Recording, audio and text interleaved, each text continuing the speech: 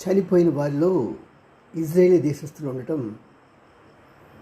అగ్నికి ఆజ్యం పోసినట్లయింది. ఎస్, భారతదేశం ఊరుకోవచ్చు కాక, ఇది కర్మభూమి కాబట్టి ఊరుకోవచ్చు కాక, కానీ ఇజ్రాయెల్ ఎట్టి పరిస్థితుల్లో కూడా ఊరుకోదండి. దెబ్బకి దెబ్బే, పులి పులి పులి. ఎంతమంది చనిపోయారండి ఆ ఫస్ట్ రోజున వాళ్ళు పాలస్తీన్ ఇజ్రాయెల్ మీద అటాక్ చేసినప్పుడు. ఈ రోజున ఎన్ని లక్షల మందిని చంపేశారు వీళ్ళు. వాళ్ళ నాయకులు లేపేలా, ఆ దేశాన్ని సర్వనాశనం చేసేలా. అది ఇజ్రాయెల్ దెబ్బ. అబ్బబ్బ దెబ్బరా, ఇది ఇజ్రాయెల్ దెబ్బరా అన్నట్టుగా. మన ఊరుకున్నా సరే వాళ్ళ దేశం వాళ్ళు ఇక్కడికి వచ్చి భారత్ తరఫున భారత జెండాలు పట్టుకుని, భారత దుస్తులు కట్టుకుని వాళ్ళే ఫైట్ చేస్తారు. అది ఇజ్రాయెల్. అంతేకాకుండా ఆ దేశస్తులందరికీ ఇంకా మన దేశం అంటే ఎంతో గౌరవం. కారణం ఏంటంటే ఒకానొక సమయంలో మనం వారికి అండగా నిలబడ్డాం. ఆ కృతజ్ఞత వారిలో ఉంది.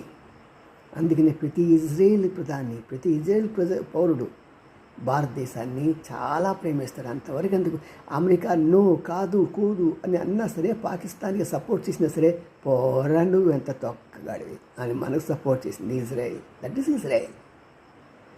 కాబట్టి ఈ రోజున అతను చనిపోయాడని మా బాధ కోసం కాదు, కానీ అంటే అలా కాదు, కానీ దానివల్ల ఇజ్రాయెల్ ఎట్టి పరిస్థితుల్లో ఊరుకోదండి.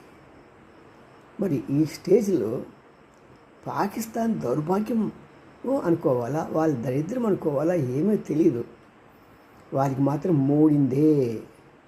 ఎక్కడ మూడుతుంది, ఎలా మూడుతుంది అనేది ఇప్పుడు హమాస్ వాళ్ళకి నాయకులందరూ ఎలా లేచిపోయారో, లెబనాన్లో నాయకులందరూ ఎలా లేపేశారో, అదే విధంగా భారతదేశం అది దోవల్ ప్లస్ ఇజ్రాయెల్ కలిసి ఈ పాకిస్తాన్లో నాయకుడు అనేవాడు మొలతాడు కట్టిన మగోడు అక్కడ ఉండటానికి వీల్లేదు.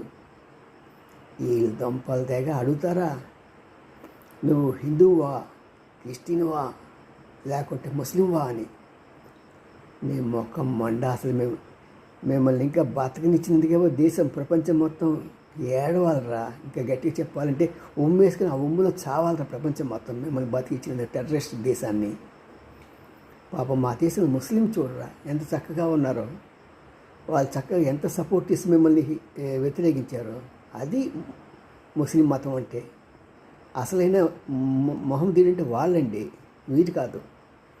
కాబట్టి త్వరలోనే పాకిస్తాన్ మూడింది. See you.